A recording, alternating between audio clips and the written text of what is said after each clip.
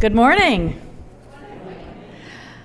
I am Amy Zucker Morgenstern. My pronouns are she or they, and you are very welcome here at the Unitarian Universalist Church of Palo Alto.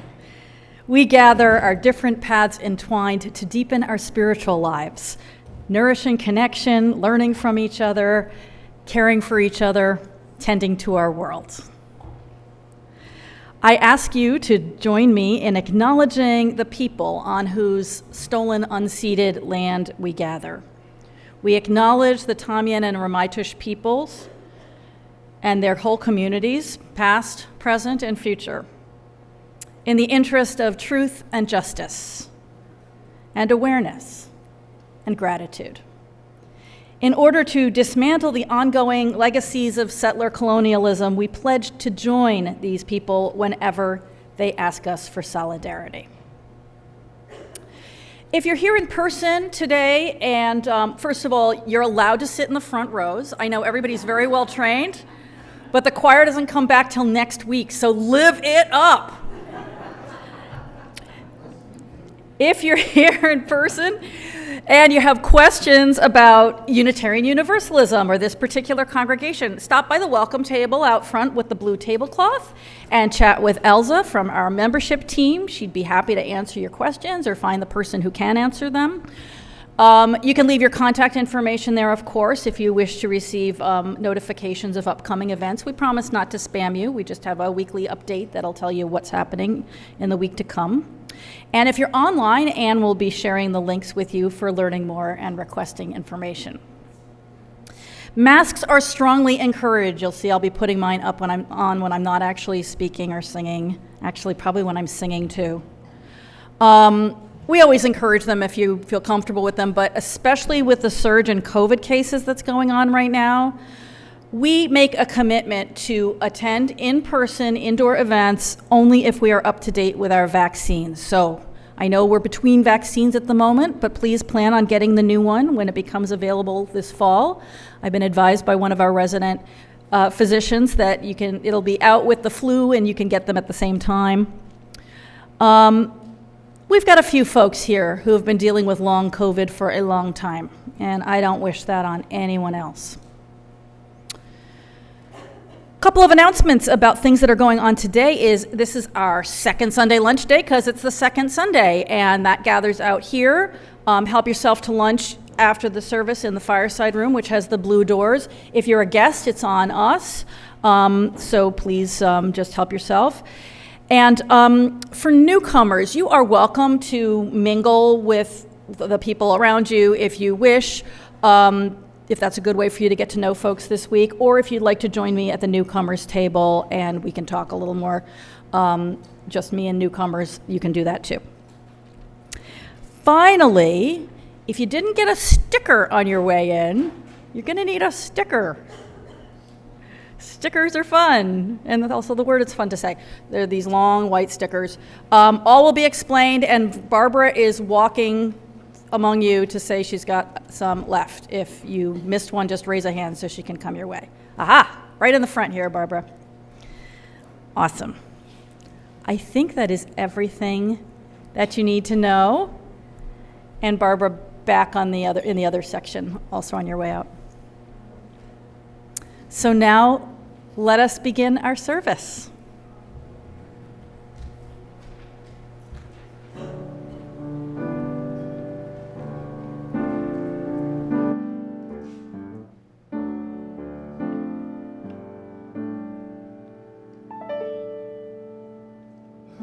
At the beginning of our nation,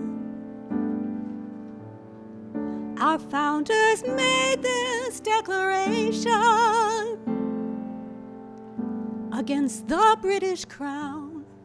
Still these words echo down the ages with a few minor changes.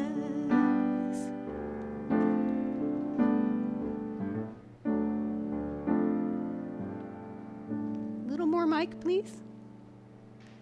They said, we hold these truths to be self-evident, that we are all created equal with with inalienable rights to life and liberty, and the pursuit of happiness, and the pursuit of happiness.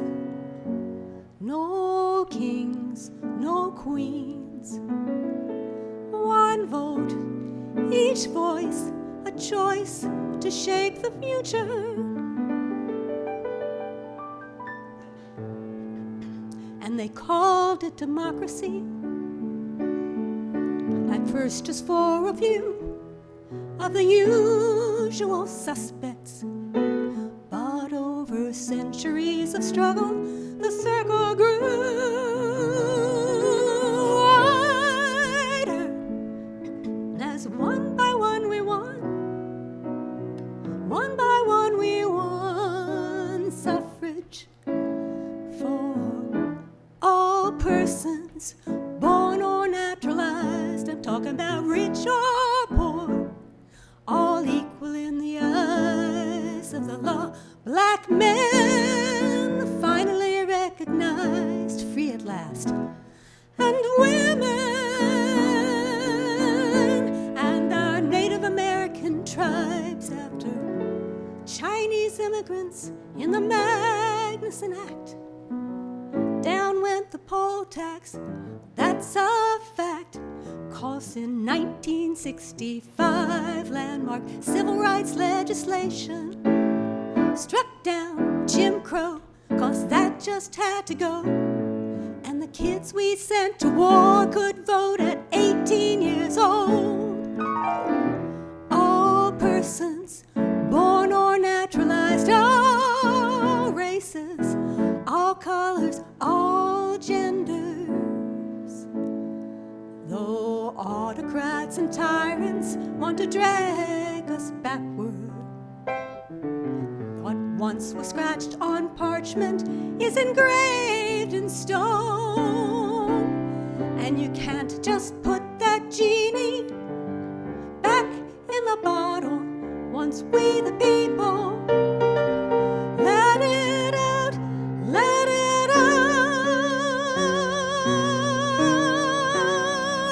Because we hold these truths to be self-evident, that we are all created equal with inalienable rights to life and liberty, and the pursuit of happiness, and the pursuit of happiness.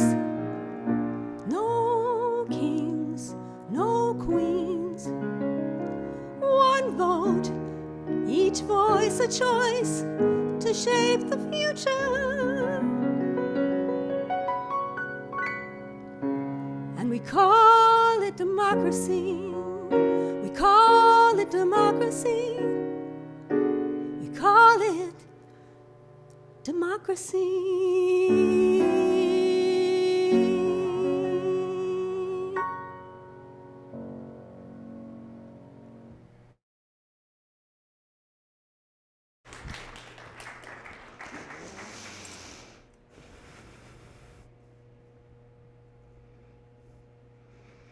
These words are from Leslie Takahashi. If you have a chalice there at home, please light it along with this one. All that we have ever loved and all that we have ever been stand with us on the brink of all that we aspire to create. A deeper peace, a larger love, a more embracing hope, a deeper joy in this life we share.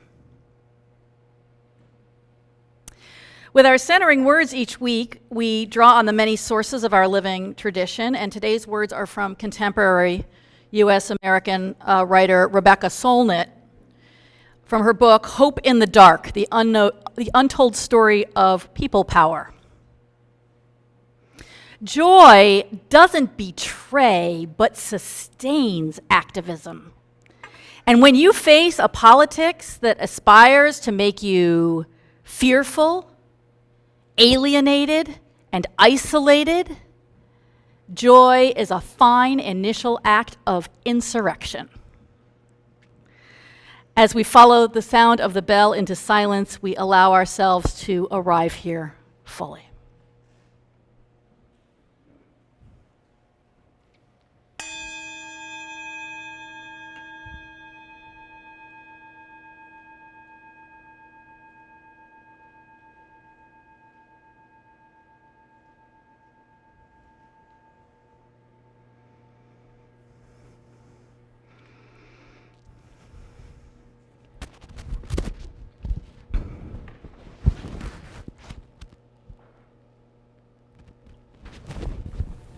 Good morning. I'd like to invite all those who are young or young at heart or who wants to sit on a colorful quilt to join me up front for a short story, and then we're going to do a meditation together. And guess what? It's not just the kids who get to do the meditation, it's everyone. So please pay attention.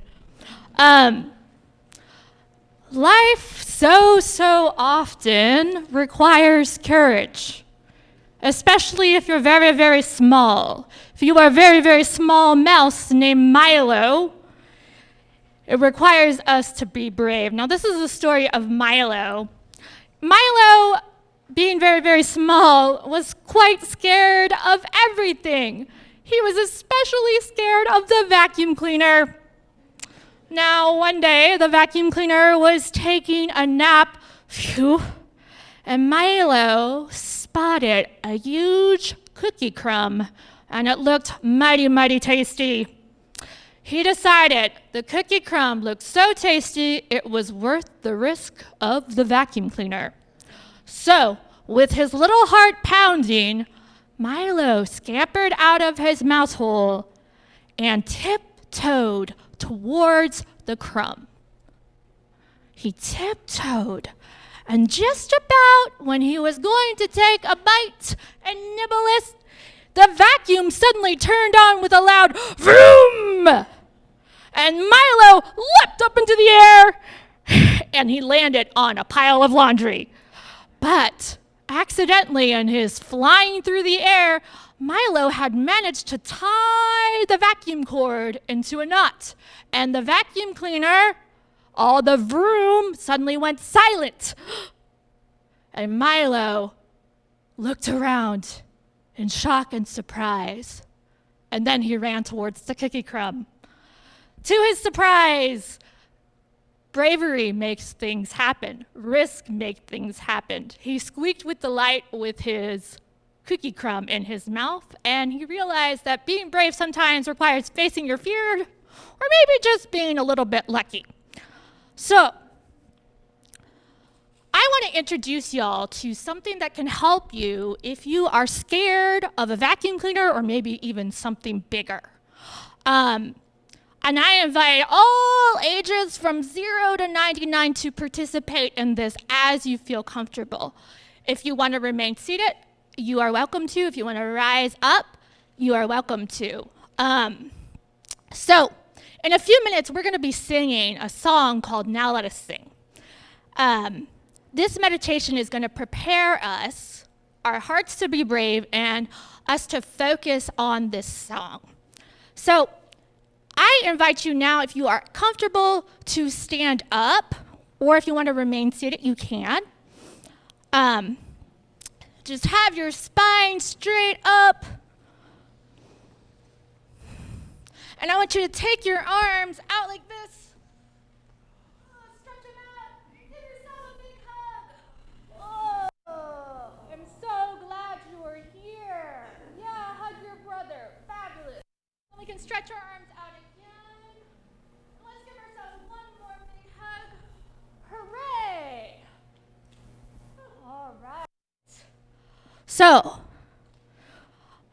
if you feel comfortable, you can close your eyes and take a deep breath and just imagine your breath filling the entirety of your lungs, and then you can just slowly exhale, letting out all the tension of the week, all the stress, all the worries about vacuum cleaners. And then in your mind's eye, I would like you to imagine yourself in a place that makes you happiest. Now, maybe it is right beside a giant cookie crumb. Maybe it's the beach that your family visited this summer. Maybe it's your room. So if you think of a place and you want to shout it out to the crowd, I welcome you to do that now.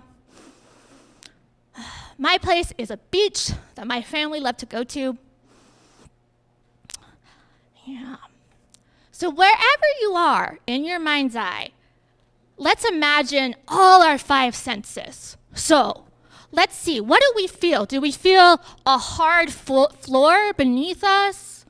Or maybe you feel sand beneath us. Maybe you feel the breeze on your face, the sun. What do you hear? Beautiful sounds of nature? The sound of the congregation? A warm puppy licking your face? What do you taste? Is your mouth sweet, salty? Or maybe don't taste anything at all. Now, absorb that all and just imagine yourself in this happy place. So let's just take a deep breath in and breathe in all the happiness, all the joy, all the peace that this place brings you. And as you breathe in, you can stretch your arms out and exhale and give yourself a big hug, surrounding yourself in that warmth, in that happiness, in that joy. And I want to let you know a secret. And the secret is that you can go to this place anytime, any place, even if you're in the classroom, if you're walking to school, anytime that you need a little dose of bravery like Milo, you can go inside to this happy place in your heart. Now, we're going to hold on to this powerful feeling of joy, and I invite you to open your eyes, and we're going to sing together. Now let us sing. I want you to express all that happiness, all that joy as we sing out together. Now let us sing number 338 in our gray hymnal. 368. 368, thank you. 368 in a gray hymnal. And afterwards, after we sing, I'll invite all my kindergarten to 8th graders to come with me to summer Sunday school in the lobby. Yeah.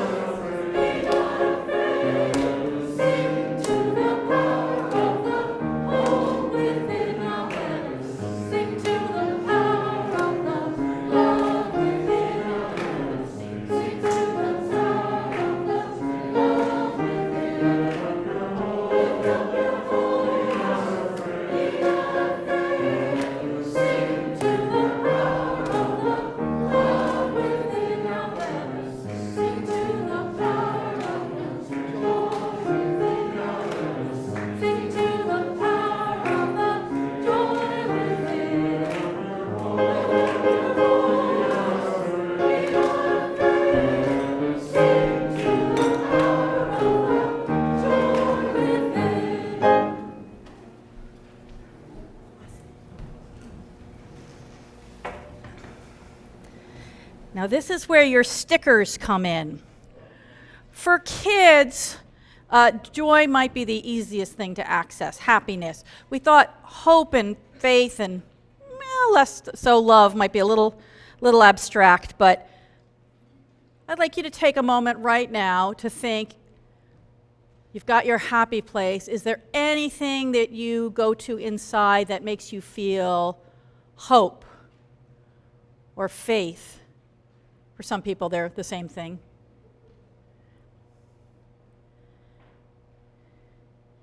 And if you're needing to access a sense of love, what comes to your mind? Maybe this is a place, maybe it's a person's face.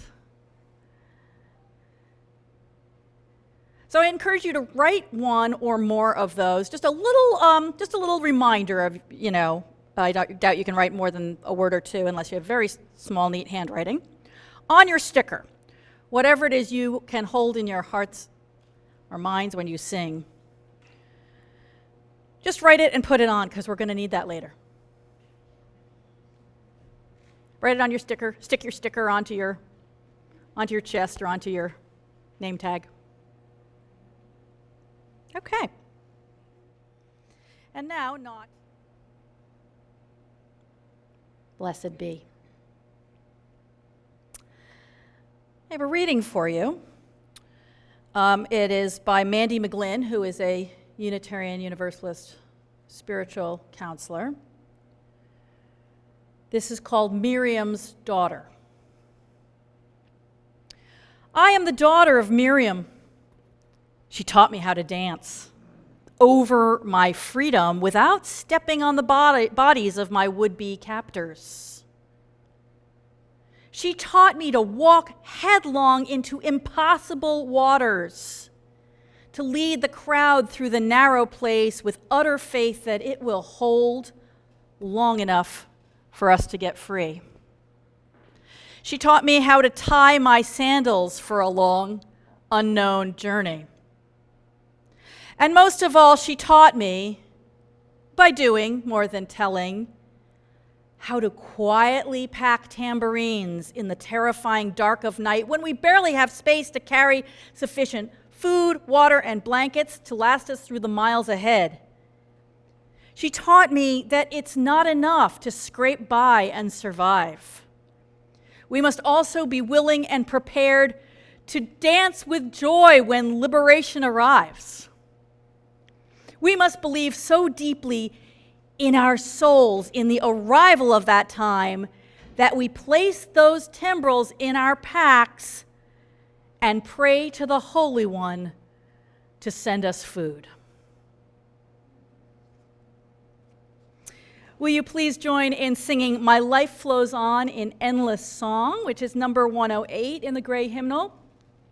If you just want to see the words, they are on screen and in the online order of service. Please rise in body or spirit.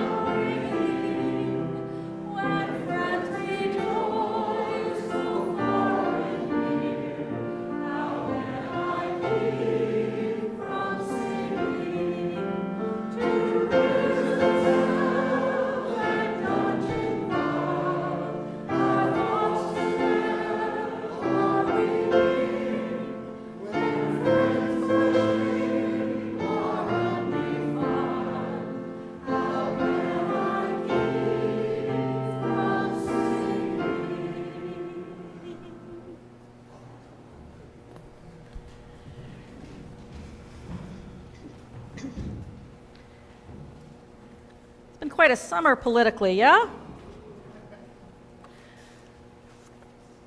A lot of words get thrown around in such moments. And not only in these moments. One of those words is fascism, which is a very serious problem right now in the world and in our country. So I'd like to set aside the way it gets tossed around for all sorts of things, including making me clean my room or having rules of engagement for any kind of public meeting or game. Those things are not fascist. Well, it depends whether I'm the one giving the order about the room or the one given the order. But as Kat addressed several weeks ago, fascism is a real thing, and it's not just buried in history. So I wanted to run through some of the, actually all of, because my book is not as complicated as her book. I wanted to run through 10 ways to recognize fascist politics, and then turn to then what do we do? Recognizing them being one of the first, most important steps, of course. These 10 things come from a book called How Fascism Works by Jason Stanley. Recommend it highly. If you finished Timothy Snyder's book on tyranny, you can have this alongside it on your shelf. Also quite readable and a fascinating history. So Stanley wants us to know that he's focusing on fascist politics, processes, techniques, which he says do not necessarily lead to a fascist regime.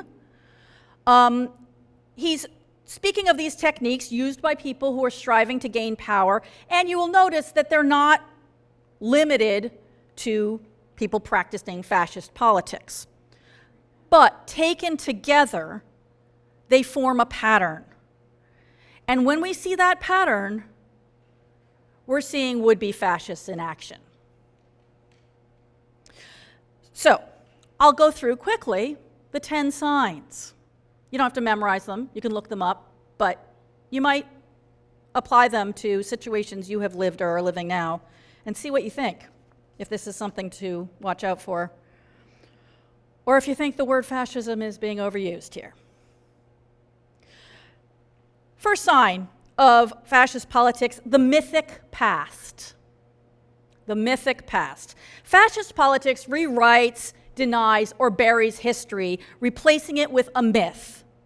The myth of a pure past that has been destroyed and must be restored now in the present.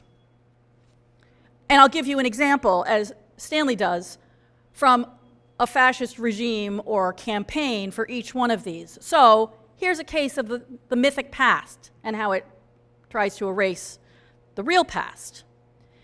In Turkey, a law was passed to make it illegal to insult Turkishness, which meant, among other things, it was not allowed to mention the genocide against the Armenians.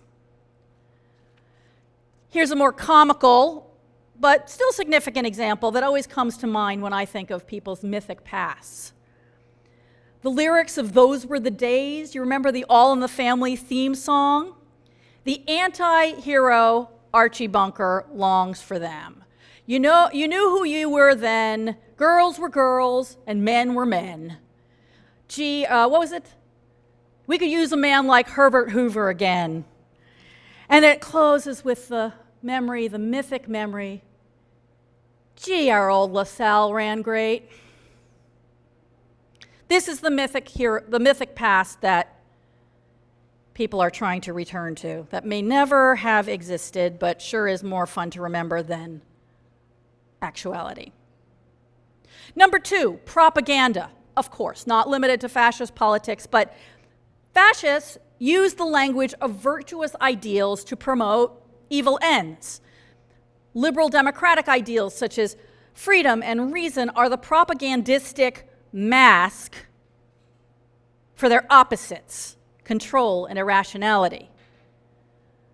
So, for example, when most of the slave states seceded, they couched their argument that they had the right to enslave people in the language of liberty and self-determination.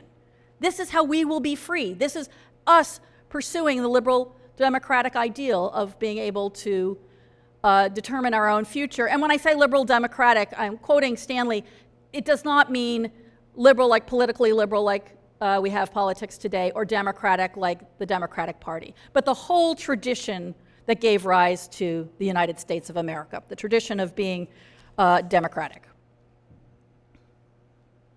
Third quality you'll see in fascist politics is anti-intellectualism. Now, I want to say before I jump into this that learning, education can take place outside of schools, much less outside of universities. There's lots of ways that we learn. Intelligent debate, he says, is impossible without an education, again, any kind of education, with access to different perspectives, a respect for expertise when one's own knowledge gives out, and a rich enough language to precisely describe reality. You don't have those things. You can't have intelligent debate, and we need that for a democracy. Whether or not it is a formal education, an advanced education, something that just happens in conversation with friends, it has to respect the mind. So one example is the movement in this country to, instead of teaching students to wrestle with history, with the different versions that often conflict, and to figure out how do we trust, how do we reach a decision about what we think really happened, there's a movement to replace that with the mythic past. You can see how the 10 things all intertwine and support each other. That is a form of anti-intellectualism. Don't use your mind, don't engage with history, just learn this version that we want to teach you. Number 4, unreality. Stanley says, fascist politics exchanges reality for the pronouncements of a single individual or perhaps a political party. By replacing the world with a person, fascist politics makes us unable to assess arguments by a common standard. And one of the best tools for this aim is the conspiracy theory. Fascist politics thrives on them, although they, of course, are not limited to totalitarians, fascists, communists, left, right. Fascist politicians love them. The Nazis, for example, made the great, lasting, devastating conspiracy theory called the Protocols of the Elders of Zion a foundation of their new society. They weren't the first. Decades earlier, the protocols were promulgated, literally printed by the thousands and distributed on our shores by Henry Ford. The 5th is hierarchy, not a temporary hierarchy set up to make an organization work well, such as a work environment. In the ideals of liberal democracy, those are useful, but they don't replace the fundamental equality of all people. For fascist politics, nature ordains a permanent, inescapable hierarchy into which we are all born, and which it is wrong, according to them, to resist. Wrong, pointless, against nature itself. You know what some of those hierarchies are. Men are superior to women. White European people are superior to people of color from all over the world, etc. It's written in nature's laws and not to be overcome. Number 6 is victimhood.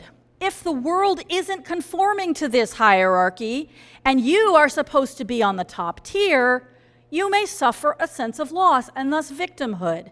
The aggrieved nature of fascist politics is visible all around us and in the past when we look at fascist regimes throughout the world and history. It's not fair. We're being replaced. They're taking over. That person is dominating, or that kind of person. Stanley notes, and I agree with him, that the sense of loss may be real. A loss in status hurts, after all. But fascist politics tends that sense of grievance, encourages it, and turns its ire against the people who simply want equality. So an example from our own time, the accusation that LGBT people want special rights instead of equal rights. Number 7 is law and order. Now, while a healthy democracy is governed by laws that treat all people equally, fascist politics divides people into classes and calls one group lawful and the other one inherently lawless. Stanley gives the example of the Central Park Five, the 5 black teenagers in 1989 who were quickly accused when a horrific crime was committed in New York City. Their prosecution was a rallying cry for those seeking law and order, but they were actually innocent. So again, the 10 work together. This is a case of propaganda using the language we all agree on. We want justice, we want due process, to promote its opposite. The people seeking law and order were actually seeking a judicial lynching. Because the Central Park Five were members of a class defined by fascist politics as lawless. That way they could be put down in the interest of law and order. Number 8 is sexual anxiety. Part of the hierarchy and the mythic past is this powerful patriarchy that puts men in control. In particular, they have sole control over the sexual beings of women, over women's bodies, over women's sexual activity, over women's reproduction. Therefore, myths of rape fuel fascist politics. Nazi Germany had a myth of how Jews were raping Gentiles. Here, in our country, the myth of the black rapist of white women has imprisoned and lynched countless thousands. In fact, our history is actually full of white men raping black women, since that was one of the prerogatives of the slaveholder or the Jim Crow white citizen, but that doesn't fit the myth. The 9th, Jason Stanley calls Sodom and Gomorrah. It can be summed up as a fear of the city. Fascist politicians try to appeal to the countryside and its supposed purity. They play the people of the country against the people of the cities. Most people in the 20s and 30s thought of Vienna as a pinnacle of Western civilization. Beautiful art and architecture, music, food, just a wonderful city. Hitler railed against it. He considered it a dragon, a dangerous place. And that playing off of the city against the countryside, each drawn mythically, is a key part of fascist politics. And finally, to use the German, as Jason Stanley does, there's Arbeit macht frei. Work will set you free. Fascist politics proclaims that whatever troubles one suffers, especially if one is claiming to be oppressed by fascist politics, the solution is one's own effort. Self-sufficiency is the god, and all counter-narratives that suggest that maybe none of us is completely self-sufficient are treated as threats and lies. This is playing out in our own time in Myanmar, where the Rohingya are made unable to work because of the laws of the government, and then they are called parasitic because they aren't self-sufficient. Of course, even the people in the Buddhist majority are not self-sufficient, but especially those who are forced into unemployment and refugee camps are not. So in the service she led last month, Reverend Kat gave us a few nuggets for resisting fascism. Don't obey in advance, but instead be an outstander. Rebel against the narrative of hopelessness. This world which we belong to and which belongs to us is still in formation and nothing is inevitable. I want to pick up and speak about something specific. Fascism thrives on fear. To deny it its nourishment, as the poet Jack Gilbert writes, we must risk delight. We can do without pleasure, but not delight, not enjoyment. We must have the stubbornness to accept our gladness in the ruthless furnace of this world. To make injustice the only measure of our attention is to praise the devil. There's another word for what he's alluding to. I would call it joy. It's so easy when you see these signs of fascist politics around you, well, I speak for myself, to doom scroll on them, to say, you won't believe what they're doing now, to whoever's in the room, to fret and worry are natural responses. I'm not saying to just cover it all up and pretend everything is fine. But I think what Gilbert is urging us to do, and what works against fascist politics, is to tap into the sources of our joy and hope and faith and love, which are part of what make it possible. Joy does at least two really important things when fascism threatens. The first is that when we get tired and discouraged, as is bound to happen, it buoys us. We have work to do to protect our political system, to fight back against the untruth, the mythic past, and the propaganda that we're hearing, the unreality that people may try to make dominant. That all takes work, and we get tired. And it's really important, as well as fun, to tap into our joy. And there's so many ways that people are doing this. Look up joy as resistance, and you'll see lots of examples. The people who founded the Rikers Island Community Garden were thinking about it. Rikers Island, if you don't know, is the prison for the city of New York.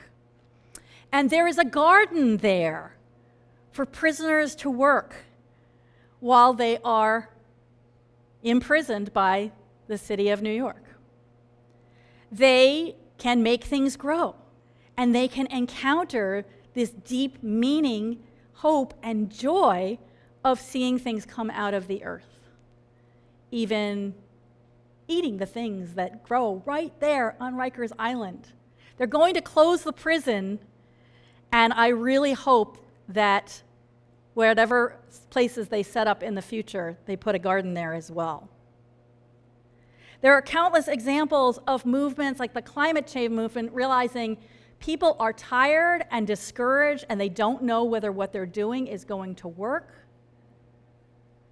So we discovered we need to dance at our protests. We need to sing.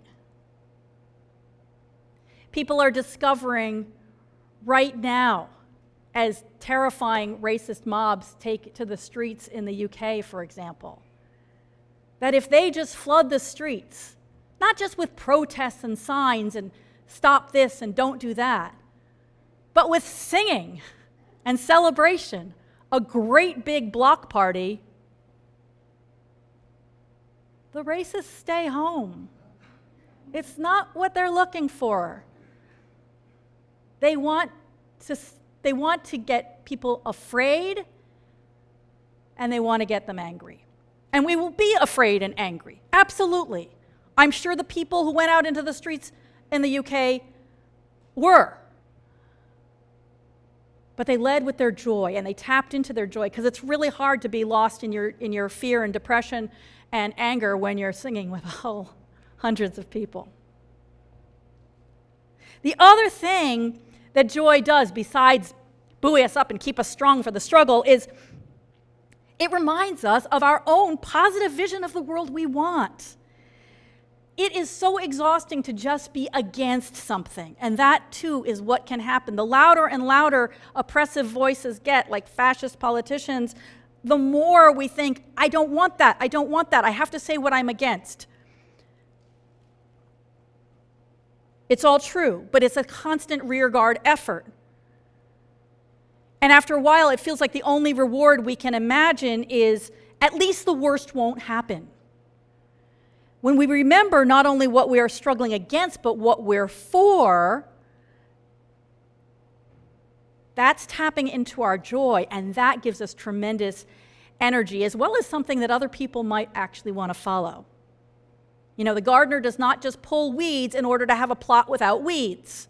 She has a vision she's working towards of abundant flowers, of tomato plants heavy with fruit. That possible future is what makes the digging and bending in the hot sun not drudgery, but a channel for joy. It's not just labor against the constant influx of agents of chaos, in this case known as weeds. It's work to bring forth something beautiful and greatly desired. So several years ago, it was before COVID, a couple years, so we made this, people made squares of this quilt. I know I already have this mic, I'm just paranoid. During a service, Kathy Swartz made it into a gorgeous quilt, I think with her son Tyler's help. And I asked people in the service, what's a dream you have for 5 years from now? Thinking particularly about the community, but many of them were very personal. A green card so I can stay here, for example, with a smiley face. And they have intentions in them, this positive world that we want to see. May the golden rule reign. Health for all. My dream is to have a puppy. I hope Sophia got a puppy. Family harmony, that's something that you can work towards if you have that vision in your mind. A fearless heart. Truly sustainable living. A world where our children know how to be the change because we modeled it. You can come see lots more up here after the service. So here in the political realm, you know, when we hear what fascist politics is trying to stir up, you know, if immigration to us is not a nightmare scenario of, you know, rapists and so on coming into the country, but it's actually one of the things that makes our communities strong and beautiful and interesting, then we can claim that out loud. That's our positive vision. Go to the festivals of the Peruvian or Greek or Irish or Tongan communities. Build friendships with people of all ethnicities. Tell the stories of our immigrant family members. Heck, try cooking a new dish that we learned about from an immigrant-run restaurant. This is how we say, I love a country full of migrants. Yeah, you know, maybe I have policy questions to talk about, but I'm not going to buy into the scapegoating, which is part of that law and order thing that fascist politics like to do. Oh, those people are inherently lawless, and we have to stand for law, which means to oppress them. Or if equality of all people to us is not a dangerous concept, but one we embrace, then we can practice it. One of the dangers of fascist politics, in Stanley's words, is the particular way in which it dehumanizes segments of the population. If, in contrast, equality and empathy are among our chief values, we can nurture the connection, the opportunities for connection to all of humanity, the opportunities for feeling that empathy and recognizing that we are one, such as we will celebrate next week in our water communion, so be there. So I wanted to give you one more tool to counter any fascist politics that may be roiling in your life. That's where the sticker comes in. We can begin today by sharing our anchors of joy and hope and love and faith with one another. At coffee hour, or if you're able to stay, and I hope you are, over lunch. If I may cite Matt Rosen without embarrassing him. In Matt's blog, he suggested his favorite question for those moments when small talk runs out. Can I get an amen from the introverts in the crowd? Amen. Woo! Yeah, they're not afraid to shout out loud. We'll do that when there's a crowd. Matt said his favorite question is, what's been bringing you joy lately? So not just today, after the service, but whenever we meet, we might ask each other, what's been bringing you joy lately? And that can help us be buoyed, remember our positive vision, and make the world we dream about. May it be so.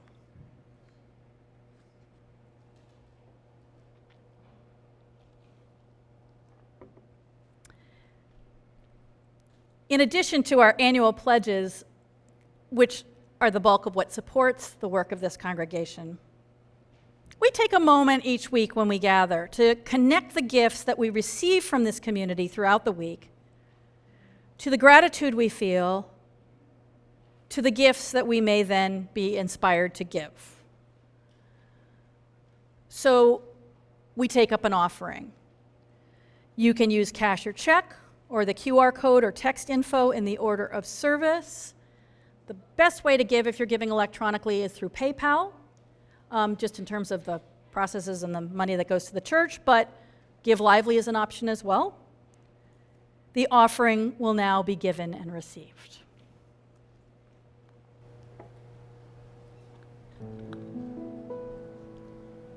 So I appreciate the land acknowledgement that you start your services with. And some years ago, I had the privilege of going to a powwow at the Stanford powwow. Have any of you ever been there? No? Yes, there's a few people. So talk about a block party of joy. Just a wonderful event with singing and dancing and sharing. So I wrote this song.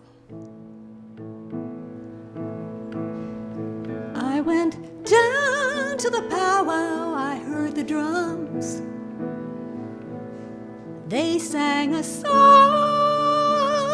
of the earth and all the creatures of the earth. It was a song of renewal, the great circle dance.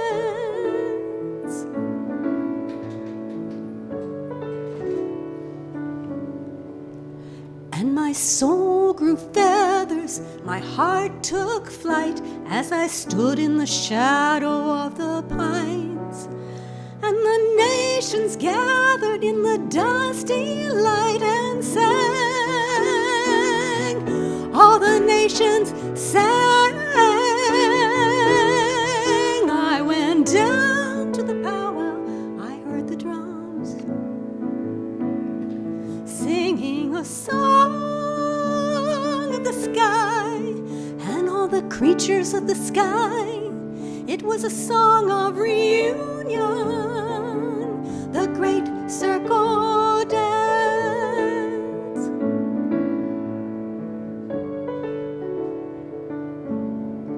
And there were friends embracing from the long-lost tribes. There were love and laughter on all sides.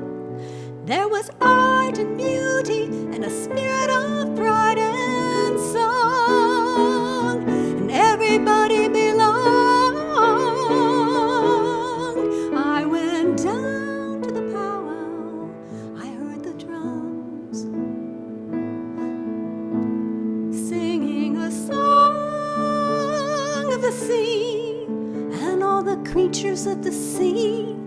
It was a song of rejoicing, the great circle dance.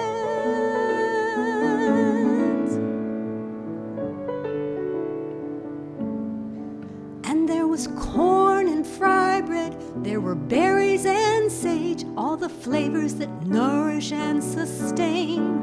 And there were beads and blessings for a heritage regained, a heritage regained. So go down to the powwow, you'll hear the drums singing a song of the earth and all the creatures of the earth. Hear that song of renewal, the great circle dance.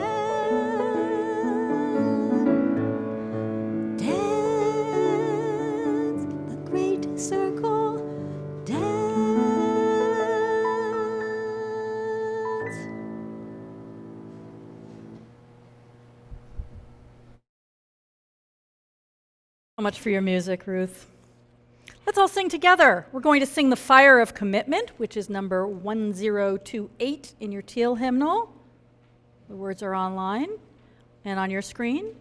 And let's rise as able and fill our lungs.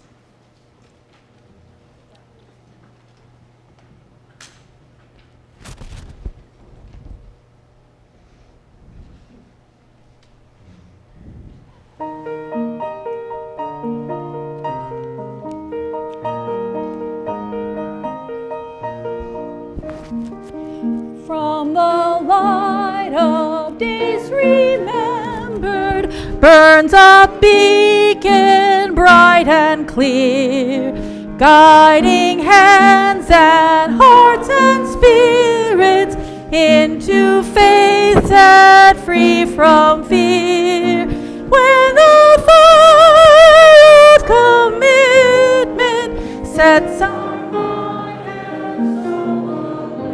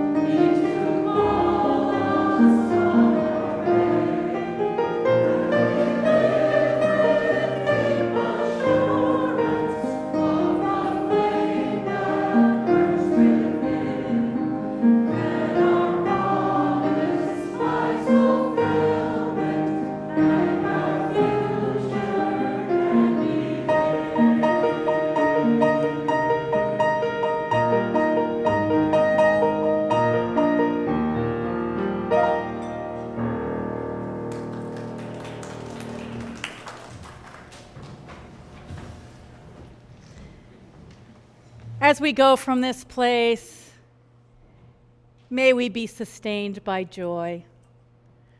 Something deeper than pleasure, deeper than happiness, able to survive even beneath and within our sorrows and worries. Something we light within one another when our eyes meet. Go in peace.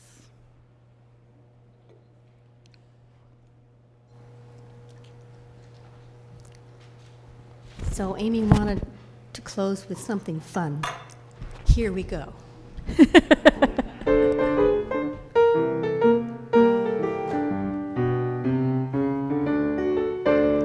Well, living here in Silicon Valley, we're all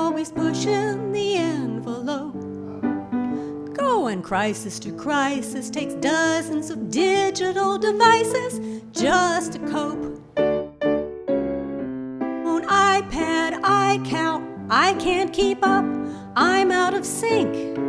But I heard about this bumper sticker, and here's what it made me think.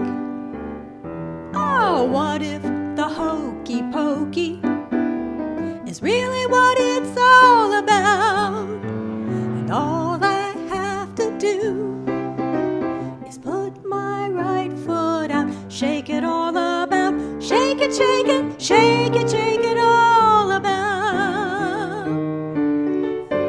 Well, I make myself a gluten-free breakfast, then it's another day, another dime. I plug in my phone, brave the perils of the road to reach my meditation group on time.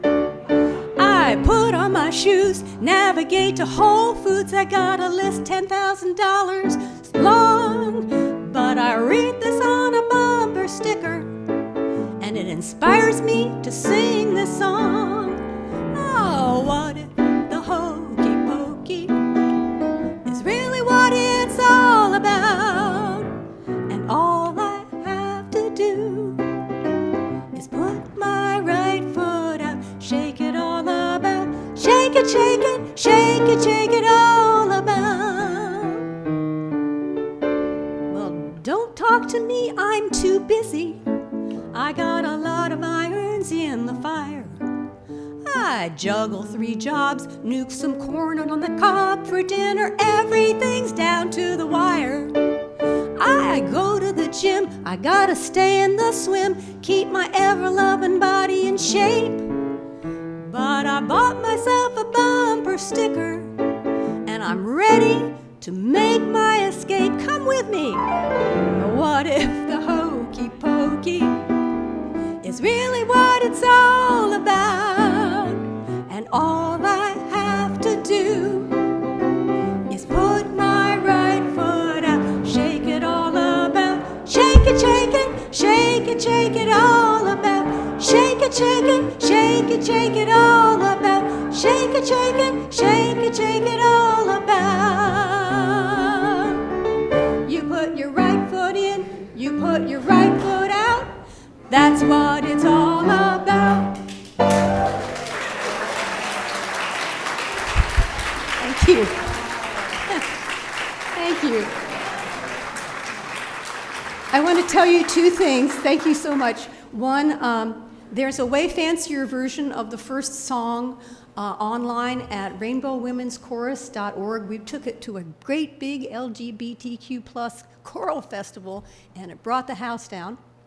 And the other thing is there were some people who wanted a recording of In This House that I sang last week. I brought some with me. They are free, so just come up and let me know.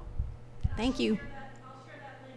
To the YouTube. Okay. For everybody. Great. Thank you. Thank you, Ruth. Thank you. Everybody. Hey. Whether you're online or here in the hall, please stay after the benediction for our conversation time. I urge you to begin with greeting, to speak to someone you haven't met before or haven't seen in a while, especially you old timers. Go find somebody you haven't met and see if you can find out enough about them to introduce them to someone else.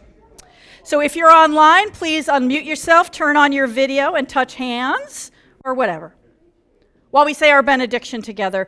And here, however you need to hold hands and keep distance, do that. Go out into the world in